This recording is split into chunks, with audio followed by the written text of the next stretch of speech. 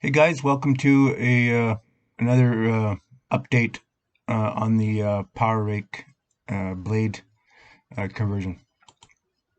So I got the blades already cut up, and the design is there. All the angles are cut, and I had to make a special jig on the drill press. I'll show it to you in a minute.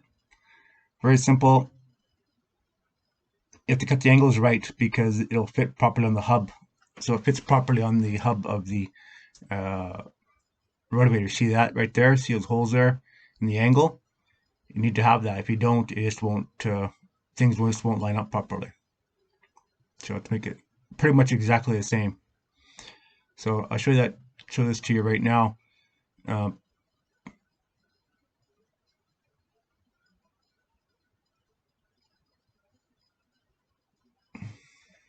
See that the blade goes, if you have it just won't work if it's a blade that's cut straight, just because the way the holes are drilled on the hub.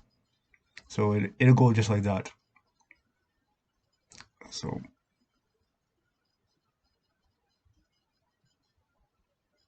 and I put this piece of 2x4 or piece of 1x4 on the drill press, and I marked it. You see little lines there, and that's exactly where the holes are drilled on the plate.